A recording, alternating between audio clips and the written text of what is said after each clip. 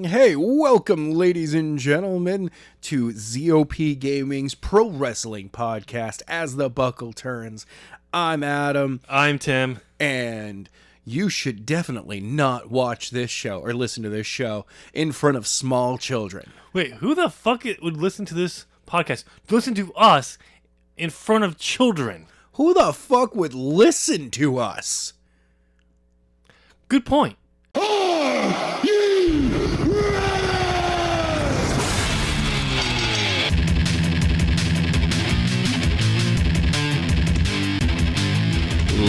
Ladies and gentlemen, welcome.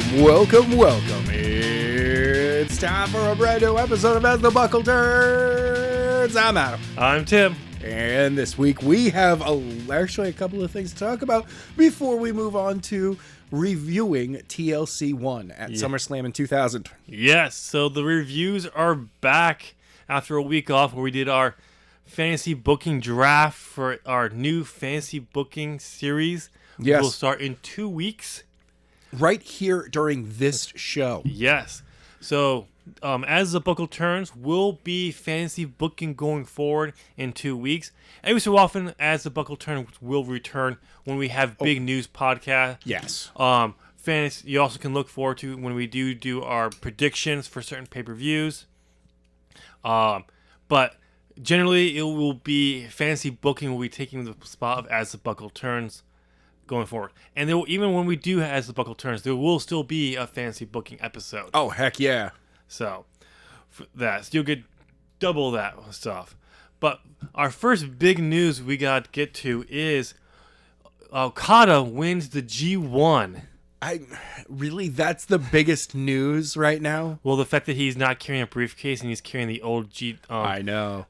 He's bringing sexy back. He's wearing the old IWGP Heavyweight Championship belt to represent that. I don't blame him. It's a beautiful belt. Yeah. So, but I had to bring that up because I just remembered that we had not covered the G1 at all. The what? And what was that again? I don't know what you're talking about. So, it's like that tag team in the WWE. I forgot who they were. Yeah, it doesn't matter. Yeah, whatever.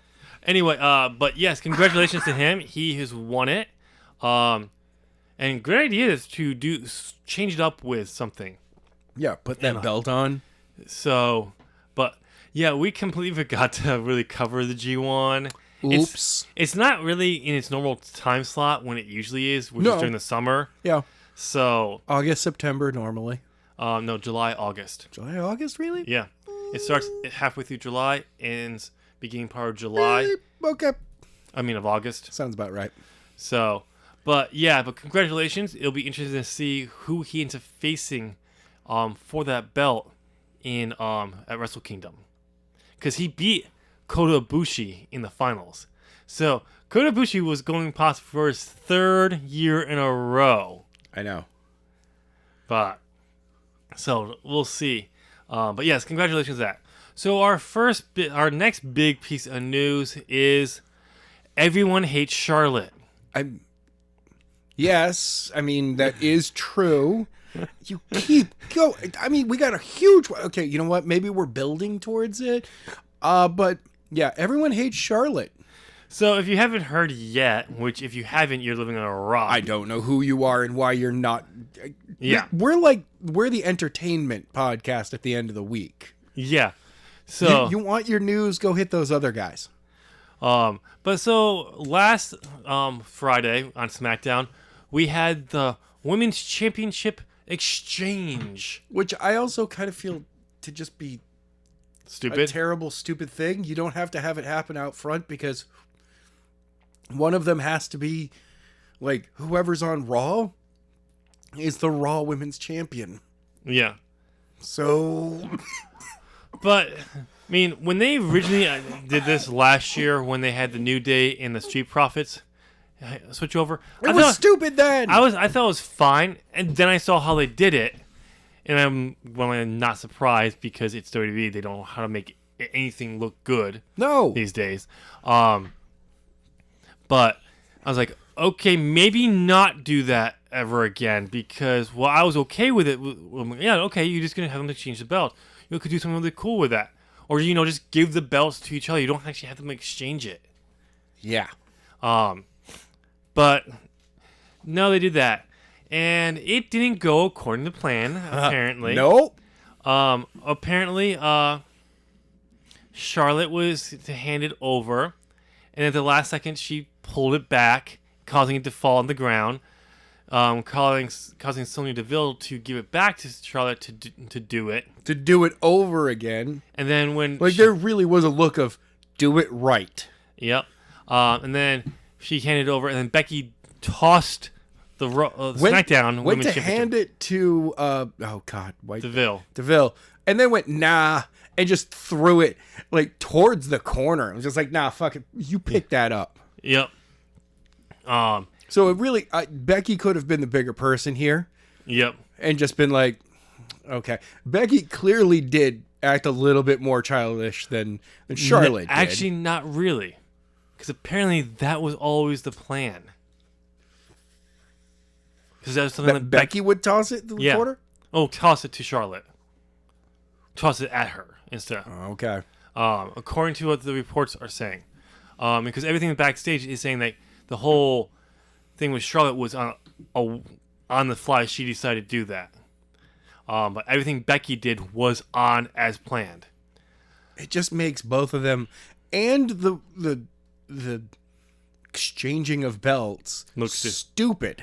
Yes. Because first of all, you are admitting that they are props in everything. Yep. And that they are just interchangeable. Yep. So you just lowered their prestige. So I understand Charlotte just being like, I could just hang on to it. No. Well, apparently, Charlotte Becky throwing it. Apparently, Charlotte was adamant last Monday before the exchange that she drop the Raw Women's Championship to Bianca Belair on Raw. Okay. To help make her a big star, because both Becky and her were backstage fighting not to have that stupid title exchange. They both hated the idea of it. It's stupid. So Charlotte was saying, okay, I'm leaving Raw for SmackDown. Let me put Belair over here on Raw to make her the champion. So, I give her props for that. But overall, the exchange is dumb and it makes everyone look weak.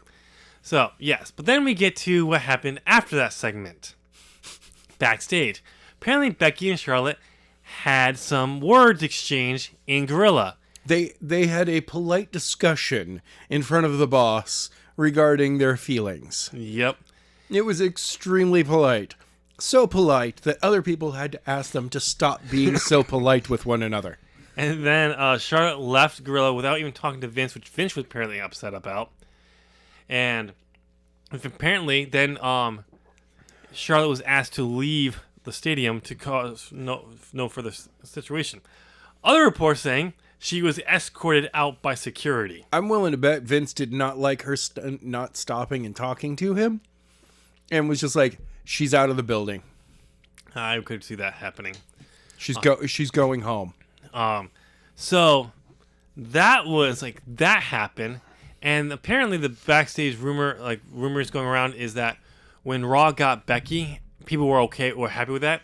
When Charlotte was sent over to SmackDown, which Fox wanted, no one was happy because no one wants to work with her. No.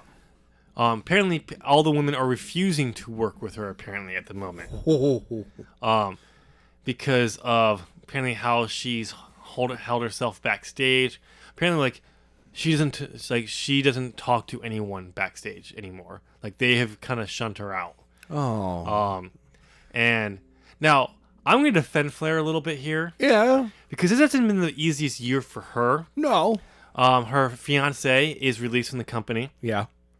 She's held off the biggest show of the year because of WWE's stupid doctors misdiagnosing a pregnancy. Yep. And when she said, see, I'm not pregnant, here's 1,000 pregnancy tests, and they still said, nope, we don't believe you. I know. Then her father gets released because he's well, well, now we didn't know what we know about Flair now, but But Flair was trying to fighting to improve booking for her after that stupid Lacey Evans story. He's banging Lacey Evans storyline. That was a terrible storyline. Yeah. So that was all that crap. So it's not been the best year for Flair.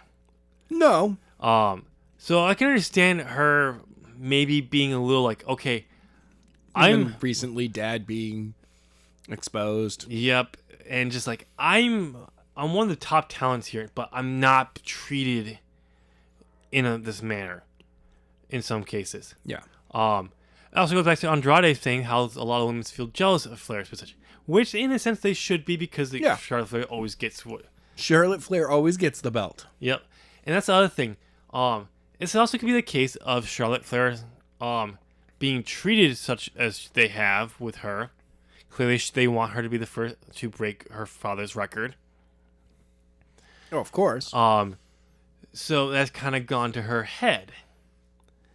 But who knows? But apparently, there is like no heat on Becky for how she handled, because the whole thing with that. Also, the whole Nia Jax thing, the brawl that happened during the match. But apparently, everyone's blaming that more on Nia than Flair. Which I don't blame. If I was Flair's position, she's got a record for this. Yeah. Okay. If I was Flair, I'd be like, I'd put her in her place for how many people she's injured. Mm-hmm. Or nearly injured. Yep. So it's one of those things where it's like, I kind of feel like we're getting close to possibly a Charlotte Flair. I was just saying, I'm coming to work anymore. Release me. But apparently, she has a lot more years left on her contract. Well, but she could request her release, but I don't think she'd get it because they're like, we don't want her going to AEW. Exactly.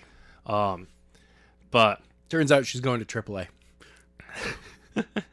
It would be funny. It would be funny if she said she asked for released and they said no, and she's like, fine. Well, I'm going home. Bye. And you can just keep paying me my downside, which is a lot more than you're going to want to pay me for how many years I've left. And you're going to want to release me. You may wait a year like you did Pac to release me you'll do it. To hurt me, try to hurt me, but it won't. It didn't hurt Pac. Pac went off to have one of the greatest world title runs for what was that? Noah. No, it was Noah. It was Dragon Gate. Dragon Gate. Sorry. And really just kind of proved why he was the talent they overlooked. She would instantly, once they released her and she was free to go, she would be right in AEW, and it wouldn't hurt. Actually, that time away would actually help her debuting in AEW. Yes, it may actually help.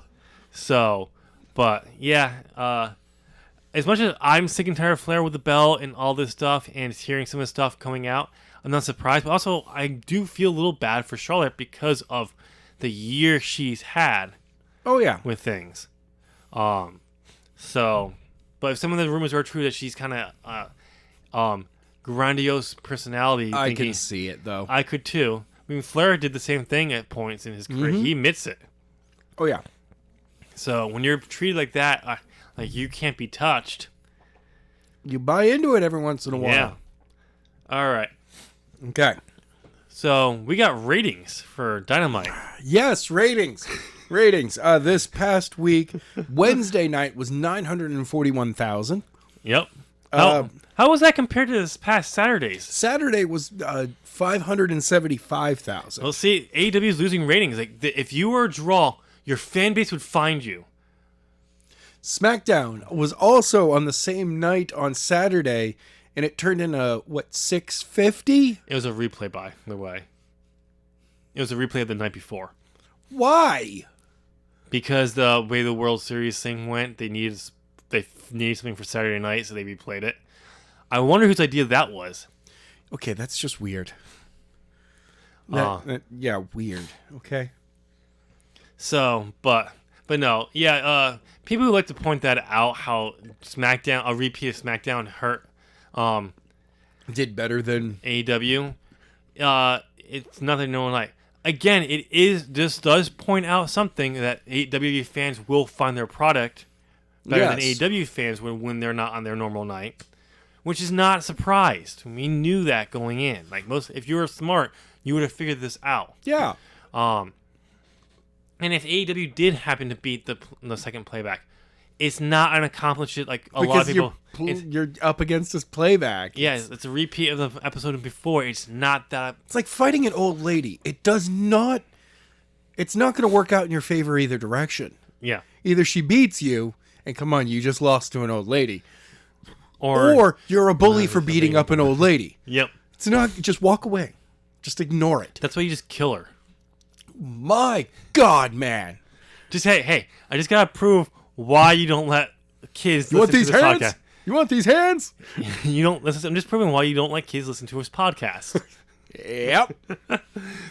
So do you think your friend's going to be mad that we use this? I'm going to, it's going to be hilarious. She's going to be like, wait a second. But yeah. Did he steal that from me? Yes, we did. Totally did. But yeah, good rebound for AEW on their night. I do kind of wish they at least broke the million, but I'm looking forward to them finally being able to just be on Wednesday night and stop having to be bumped around by other things. Yep. So that will be Because starting. I mean that's consistency is a key key factor in constant ratings. See, the thing is though, Nitro suffered from the same thing back in when they were there. They were, because as the person who's going through all the Nitros. Yep. There have been nights where they did a special Tuesday night edition of Nitro. At some point, they did a 1 hour edition on Friday. It was weird. There was a few things because they were on TNT and it was basketball season. It was whatever. Baseball. But when they move to TBS in a few weeks, it will be good. Oh, by the way, Adam, did you hear what the rumor is for WB has for Roman Reigns? No. What's the rumor? They don't want to make him just the best thing, one of the best wrestlers in WWE. They want to make him the greatest of all time. I'm sorry, what? And that's why in his past week's promo, he said that. But apparently, one of the ways they're going to do this is have him beat Brock Lesnar's Universal title reign record, which he's actually not that far away from doing. And so I know, because remember, this is the Universal Championship. It's only these two big reigns by Brock and Roman have kind of helped it, but then you think of everything in between, and the fact that Brock Lesnar held it for over a year and a half, and he wasn't there every week, hurt it. It's like, honestly, all you're doing is just correcting the course of the belt. Too many years too late.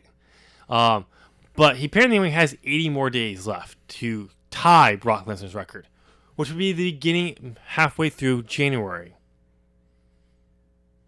He'll tie the record.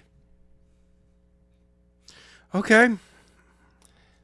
So that means at Royal Rumble he can then drop the belt. No. At that point, you just might as well just have him keep it till WrestleMania then. Yeah, might as well. And just build someone up to really be the person to take Reigns down at WrestleMania, really. You know. All right, Adam, I'll let you do the big news that you've been wanting to do from the beginning. Yeah, so the forbidden door between Impact and AEW is closed. Actually, that wasn't the big news, but I still needed to get that one out there first because the big news, you can't. We're burying the headline. Yeah. All right.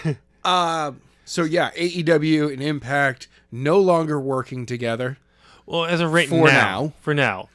Which means that the Super Elite loses 2 members. Yep, Doc Gallows and Carl Anderson are gone. They're out. For now. They are dead to the rest of the Super Elite.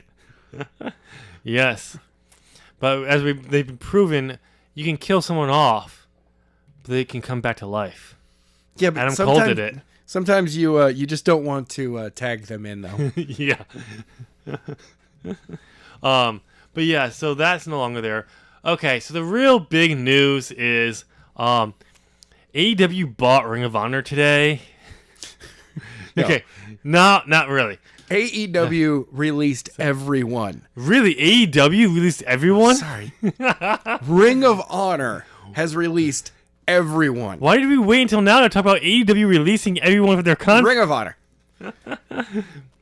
Yeah, so Ring of Honor made an announcement that they are releasing everyone. Everyone. And by releasing everyone, it's not a full-on release. It means because they are going. Their last show will be Final Battle in December.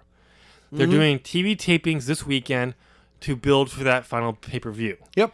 They will then be taking the first quarter off of 2022 because they want to re-engage the product and have a fan-focused product going forward. But this is also probably has something to do with how they kept paying all their wrestlers. Yes. And people who, even one-off wrestlers who weren't under contract, who were coming in for shows, paid them during the pandemic, kind of may have come and hit their marker, hurt them. In the back The end. Piper is coming for his pay. So Sinclair Network was the one who made this call to do this. And it was announced that anyone whose contract who ends at the end of this year is not being picked back up. And it's a lot of people.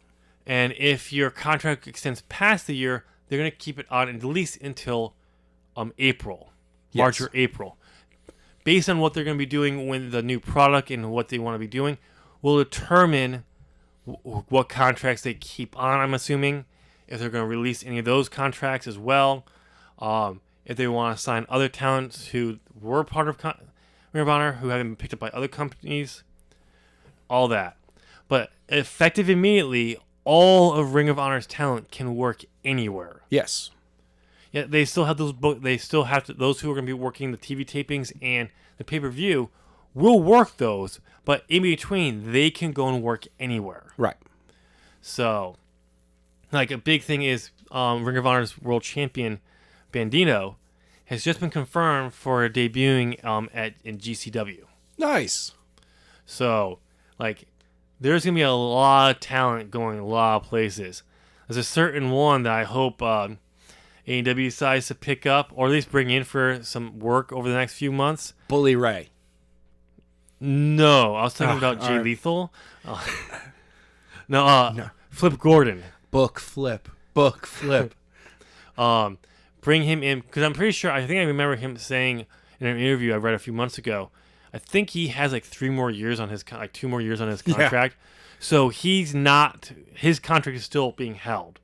But he can still go work for AEW for a little while if they wanted to. Exactly. Now, here's one of the best things is you get some of your big talent who go and do some work for AEW, Impact, New Japan for a little bit and then come back when they relaunch these contracts. Bigger names coming back. They have more talent. They have more exposure. You can then be used to help, which is great. But yeah, this was a shock. Oh, absolutely. Now, Adam, you said something about like how AEW's picked up like 20 of those. From what I very quickly read was that like at or picked up. I found nothing confirming any of that. I know. So, but I'm sure AEW. Thanks, Facebook. I'm pretty sure AEW is like, and Tony Khan and the Elite are like looking at people in there and like, who could we actually pull in? Use. And all that. And flip book. Yes, book flip. Book flip. Flip book. Flip book. Flip book? Flip book. That's his new name in AEW. Oh. He's only Flip Gordon. He's Flip Book. Flip book. That should be the storyline of how he should be signed by AEW. Kudos says, "We're gonna fine, but your new name, you're not gonna be Flip Gordon. You're gonna be Flip Book." He's like, "Is someone gonna be a Flip Book?" Yes. Yes. Oh. But that's only on like being the Elite. He's like that. Yeah. Flip. But it's like,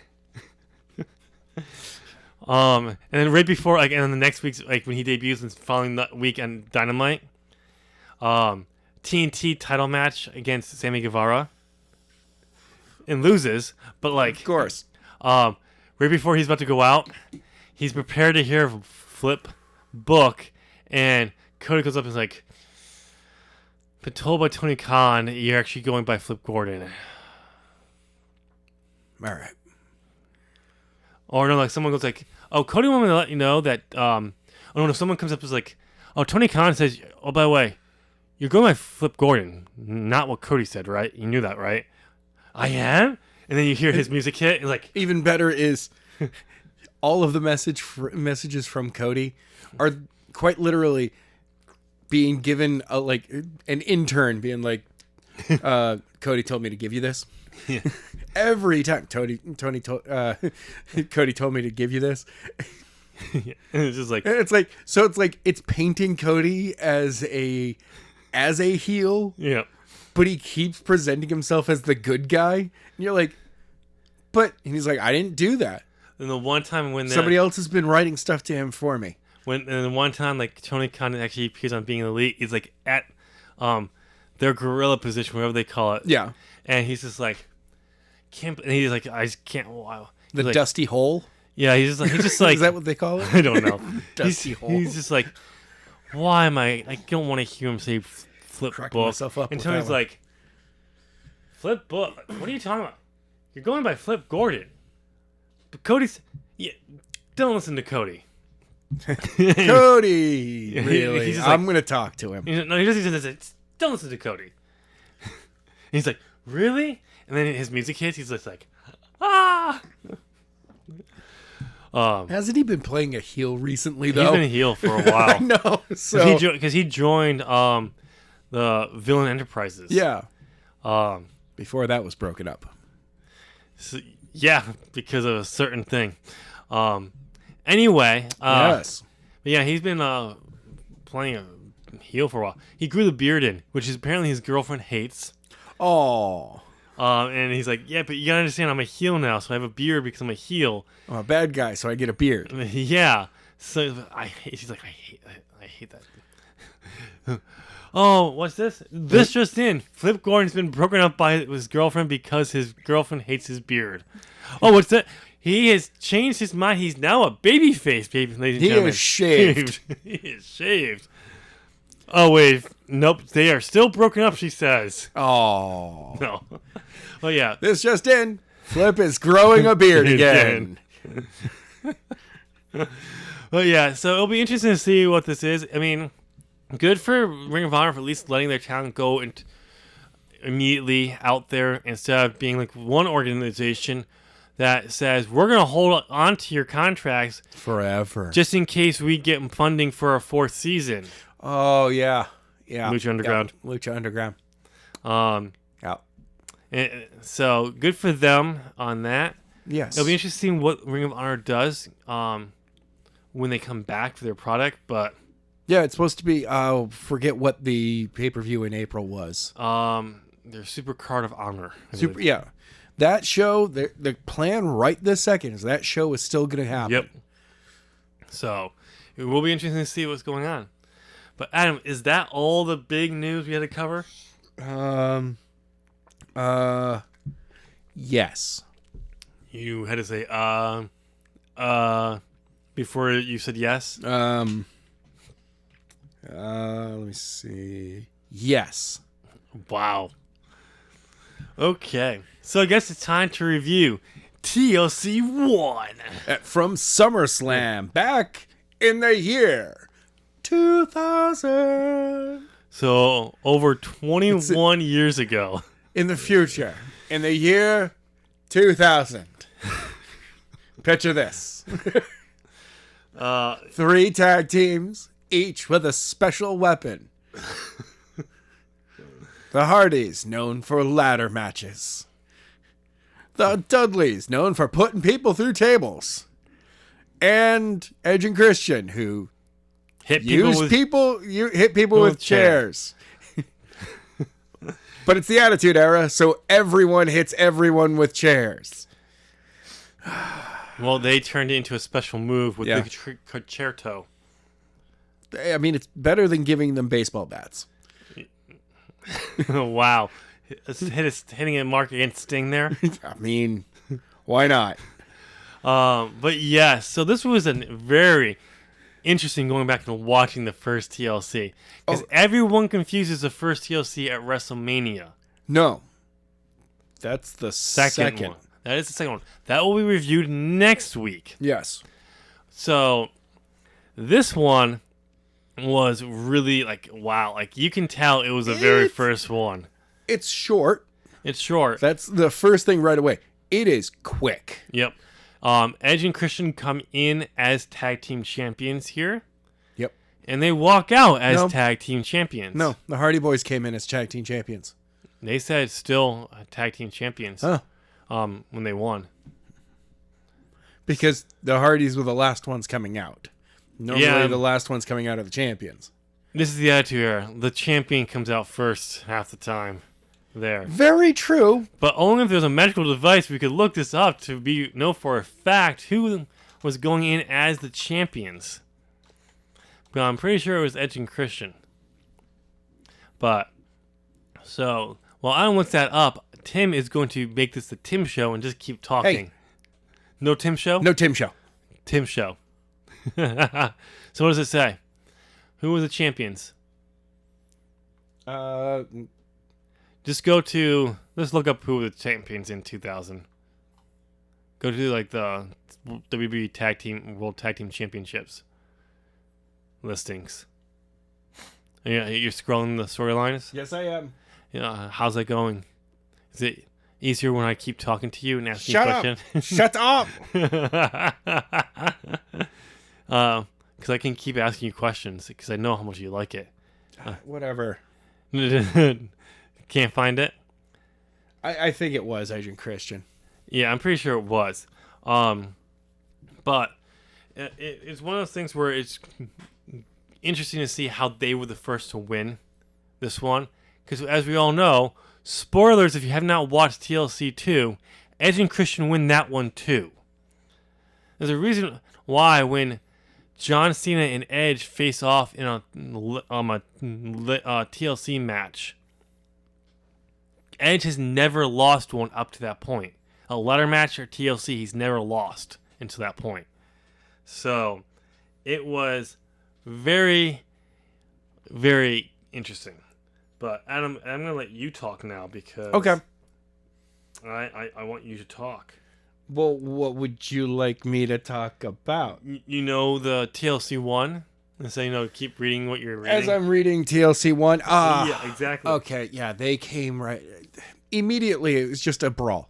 I love the fact that it was an absolute brawl. You could tell that certain things were very, very, very planned. Yes. While at the same time, the entire match feels like it's three teams trying to figure out how to make this be even better later on. Yes, very much. Like, you can tell that they've already pitched that for WrestleMania next year or later on down the road, all three teams will be doing this match again, but they're trying to figure out what you can do. And it's pretty much like the beginning is a brawl. Yeah. And then it breaks down into honestly a spot fest. It is. This is very spot festy, which TLC was what was built on. It's what it is. But even when you get to TLC 2, which I'm sure, from basically what I remember, we'll see if I'm correct when we get there next week, that it was still a spot fest, but it was absolutely still more organized. Like they actually had some psychology to what they were doing. Yeah, this felt more like it was just a straight up brawl. Yes. Like there was no, okay, so there's no direct, you know how sometimes in triple threat matches, especially the tag team triple threat matches, there is, two specific people who have been feuding. Yes. And they go right at each other. Mm-hmm. In this TLC 1, you don't have that. There's no target of anyone in particular. So, just so you know, yes, Edge and Christian were the tag team champions because they won them at King of the Ring that year. Okay. And they dropped them to the Hardy Boys at Unforgiven in September. Okay. So, like, a month later. Yep. Oh, yeah, no, they continue their feud for a while longer. Because then they won them back from the Hardys, I think, about 2 months later at Survivor Series. And then at Royal Rumble, I believe the Dudleys pick it up. Yeah, and then Edge and Christian pick it up back up at WrestleMania. Yeah. Like that title changed hand, which you kind of had to because all three teams were so red hot. Yeah. Having those belts not hot between the three of them kind of hurt those teams in a sense, a little bit. But it was still, yeah. Well, I mean, also, there was something special about how, once again, rose-colored, like, the crowd is hot. Mm-hmm. North Carolina crowd is all about the Hardys. Yeah, which is why they came out last. Okay. Which makes more sense. I mean, hometown crowd, but whatever. Yeah.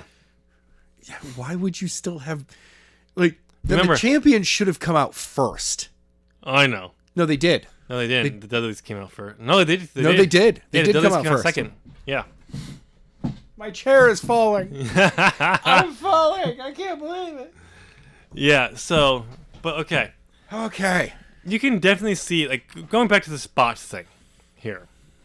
Like, you can see them grabbing stuff and using, like, you normally do weapon spots with the chairs and everything. The early on. That's, like, it's not like spot fest. It's like, okay, we're using chairs here, but we're doing things with them. Yeah. And you get spots that like that later in the elements of the match where you get the same thing with the ladder. The ladder's down. Okay, let's put Edge inside it, and ram him with it.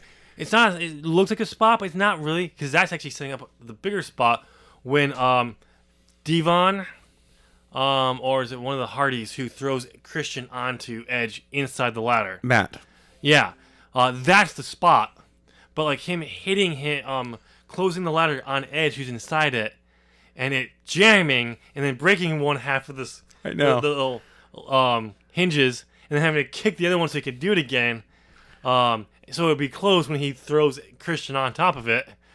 Christian did a great job of doing that as safely as he could, too. And if you watch the very last second, Edge brings his arms up over his body, ready just to kind of protect himself from the ladder coming down. Yep. Yeah, they figured out how to safely land and take these spots as safe as possible.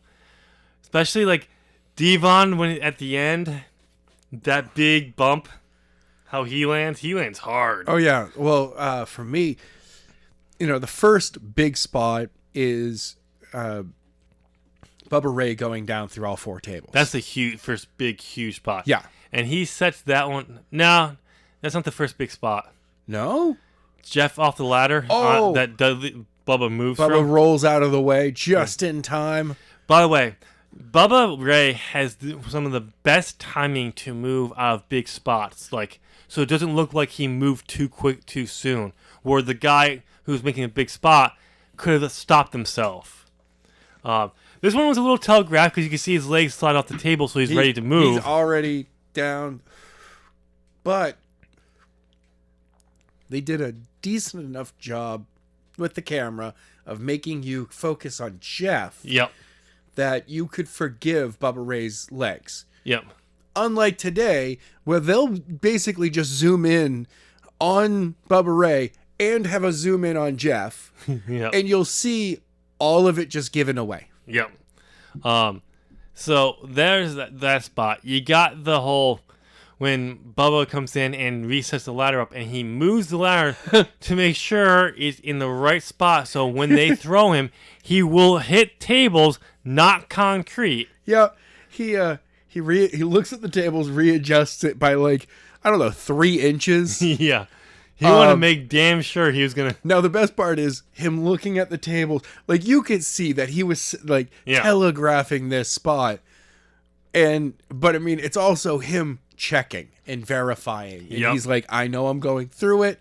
I'm just making sure. What do I? Okay. And the thing is, he moved it about 3 inches closer towards the ropes that he was going over, when he probably should have moved about 3 inches backwards. He wanted to be past those ropes. Well, see, the thing is, though, he was easily going over the ropes. And how far he lands, he took out 3 of the 4 tables. Yes. If he moved it 3 inches back, I bet he would have gotten all 4 tables. Maybe. I don't know. But yeah, that spot is... it's brilliant. Mm-hmm. It's absolutely brilliant. But you've got that. Then you've got the Matt Hardy spot. Yeah, when he does the leg drop off the ladder, but not off the top ladder. Nope. And we were wondering why Matt Hardy can't walk anymore. Yeah. It's not that spot. It's the one when he did it off the cage half the time. Still, leg drops are not healthy. I know. And then Jeff goes and do the same thing by springboarding over the top of the ladder onto him. A 20-foot ladder. And then we were like, and yet, how does Jeff still move? I don't know. He did more extreme Drugs. stuff. He did more extreme stuff than Matt did, and he can still move. It's because Jeff did drugs. Probably. That's all it is. Because Matt did alcohol, and everyone knows alcohol. That'll fuck up your system. Alcohol is the thing you stay away from. Drugs are perfectly safe to keep yourself from walking. I guess drugs won. Drugs are good. Do you hear Again? that, people? Apparently, drugs are good, people. This is why you don't listen to this show with your kids. Exactly. You hear us pro drugs right now. God. Wow. If we were monetized, we just lost monetization. Oh my God, so great. All right. I'm pretty sure that comment is the one that our 3 listeners just left at. I know, they were like, I'm out. I'm out. All right, I'm going to head out. They're saying they're supporting drugs here. Hey, we didn't say which drugs. No. We just said drugs. Yeah, there are good drugs out there. Yes. Good drugs. Anyway, but the big closing spots were when Devon and Jeff are dangling from the Matt getting put through a table before that. Which one was that? Matt got put... Well, the first table spot is Christian, but the big one is Devon sliding back down the ladder and picking it up and dumping Matt out of the ring. Oh, yes, you're right. On to the hard cam side. Yep. Which is typically a much smaller area. Mm-hmm. And you could hear the crowd just being like, "Oh God, no, Matt could hit the barricade. No." Like they were with Bubba Ray possibly hitting the concrete. They were like, whatever. Matt hitting the barricade. They're like, no, not Matt. Not now. He can't die. Not in North Carolina. No. But yeah, the closing spot was Jeff and Devon hanging from the belts as they climbed up. Edge and Christian came out and moved the ladder from them, and Devon and Jeff are trying to get each other kicking each other out. Devon goes first, and boy, when you drop, he bounces. You drop hard, and he big man bounces. He bounces, but he hits as safely as he possibly can. And when you look at the bump, oh, it's a dead-on bump. Like, he does it well, but it doesn't sound well. No, it really is the only other one that I know that really has this sound is Mick Foley. Yep. In Hell in the Cell. Yep. It's a I don't remember if it's AJ Styles or Kazarian, but in one of the Ultimate X matches. Yep. One of them. No, I think it was Christopher Daniels. Okay. He falls off the X, the hanging wires, and there is a wet slap. Oh. Like that. That's the sound. Devon, it's a slapping of skin against the mat that you don't have on any other bump. Yeah, because it's just so he's super sweaty at this point. Yeah, well, it's not just that. You can't properly time to be able to do the arm slap. But he did that he got as close to you probably can. Yeah, but there's still it's an uncontrolled landing that you're like, I can only control this so much because I'm falling from such a height. Yeah. Also, by the way, Bubba Ray elbow drops the tables as he went outside. Yeah. Oh no, he he was hitting the tables. Yeah, he elbow dropped. Like He wasn't dumped onto the tables like other people. You see other people do that spot where they're just like, and I'm going. No, Bubba Ray was like, and I'm taking these tables out, mother. Yep, because he's taking them out for a wonderful dinner, and then he's never calling them again. Because when you do an elbow drop, an elbow drop when done correctly is part of basically a fall. Yeah, it's a side fall. So he's like, I'm gonna side fall. So once I hit the table, I can move into a back fall. As I'm going through the tables, and he does it perfectly. And he rolls with it, and just it gets to the end of it, and you're like, he just did that as best as he could. Yep. Like, honestly, this. So first, let's get to Jeff's. Because then the final big bump, is when Edge and Christian take a chair and somewhat looks like low blows Jeff when he's dangling. With the ladder. With the ladder, they just throw a ladder at him. Yep, and he just drops, and then they decide to use that smaller ladder to try to climb. Like, idiots, oh wait, idiots! It's too short. So it would have been really. You need the 20-foot ladder because they were a very gimmicky tag team. Oh, they were very much a comedy group, and they still are. Yeah, they were a comedy tag team, but when they entered the ring, they got serious. Oh yeah, which is how you do comedy as a person. You're not just comedy all the time. No, you can be comedy, but you're serious in the ring. What they would have been really funny is they started climbing and got to the top and like, we should have used the 20 foot, and then they climb back. They climb. They hop over. They hop it out of the way. they climb back. Instead of jumping down because they're not that far off, they climb back down. Yep, and then move it and grab the 20. That would have been hilarious. But it was that. But overall, like, it was still very entertaining. It is. It's very. Sadly, it's very. It feels short. Yes, because it is. When we're talking about spot, it is spot after spot. Like, people complain that the Young Bucks are a very spot fest team. And they would. Today, Young Bucks and Lucha Brothers would fit in beautifully with the Hardys, Edge and Christian, and Dudley Boys from that peak time. Yeah, it would have been perfect. But I mean, the Young Bucks and Lucha Bros do also not do spot fests.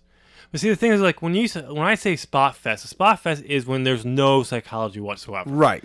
And this is why we call it Spot Fest for the most part, because there is really no psychology outside I didn't feel there was any storytelling in this at all.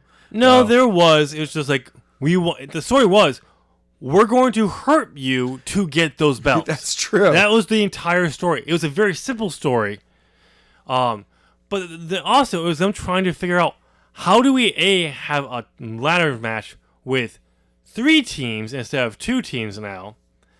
Also, how do we have a ladder match when we also are including tables and chairs in the mix? Yeah. From the get-go. That was them trying to figure out how to I did do like that. With Christian being the first person through a table, like, I think it was Lawler. It was like, and Christian's out of the match. Yeah. And, like, JR had to be like, no, the match can only be finished once the belts are pulled down. Oh. Yeah, because under a tables match, first person through a table. If you go through a table, you're eliminated. Eliminated in a multi-man tag team match. Or if you were in there, you eliminate one person. Yeah. Depending on the current rules for that matchup, because like in WWE, the rules changes all the time. If you're in a multi-man match, if one member of the team went through the table, both were eliminated. It was same with Battle Royales. They would do that. Sometimes your teammate would stay in. Other times your teammate had to leave. You were. Yeah, I know. It was. Vince could not remember the rules, and he didn't care. No. But overall, it was still a good one for what would come, because this didn't lead up to what we got at WrestleMania 2, which is TLC 2, which is far superior to this one. Yes, it is. And we'll review that next week. But Adam, what would you rate this matchup based on what we saw and what you because you weren't watching at this time? No, I wasn't. You're about a year out from when you started getting back into wrestling, right? Or 2001, 2002, or was it 2003? So it was like December 2001 that I kind of was like, what's going on with wrestling again? Like I see wrestling, but Yeah. all right, what's going on with this? That's about the time that I decided to do that. But the moment that I sat down and really started watching wrestling was the return of Triple H. Oh, so basically a few months later. Yeah, it was About a month later. Yeah. Okay. So that's when you came back. So you really just missed this by about a year. I know. A little over a year. I know. So, which is interesting. Which is why my first TLC match is the WrestleMania match. No. No. It was mine is it was TLC 3 at Madison Square Garden. Yeah, there was no one in Madison Square Garden. We covered this already. But there was a WrestleMania. There was a TLC match at WrestleMania the following year as well. Okay, I'm pretty sure. Yeah, that was probably the one, which was still a good matchup. But because of what we had with the whole storyline with Edge and Christian, the Dudleys, and the Hardys and everything, they had I think it was Christian and Rhino are teaming together. no. It was weird. Someone I think the Bob Holly and Crash were in this. I can't remember, but it was a weird combination. And it was still good, but it wasn't the same because you didn't have the caliber of those three teams. You had two of the teams because the Hardys were in there and the Dudleys were in there. I know the Dudleys were in there because what's his name? The little Spike came out and he hit his finisher on a bunch of people who attacked him earlier. So okay, but overall, Adam, what would you give it based on what you saw? Honestly, it's a little rough. I kind of lost the brawlishness, and it became a little too much of, okay, this is the spot. As the match went on, building to a moment where I was like, and this is the end. This is where we're going to be ending it. Okay. So I gotta give it a 3.25. Okay. I have to give it a little bit higher because I am tainted by watching this stuff at the time. And it still holds up. I was going to give it a 4, but I do have to be more critical of it a little bit. So I'm going to give it a 3.75. Ooh, 3 3/4. Yes, 3 3/4 of is what it is. Because it is a real rough, and you can tell they're trying to figure out how to do this matchup with 3 teams, all these different things, and make it good and exciting. But that's why people also kind of confuse this with, it's kind of forgettable because after you see TLC 2, everyone fucking remembers TLC 2. It's like the first ever ladder match at WrestleMania 10.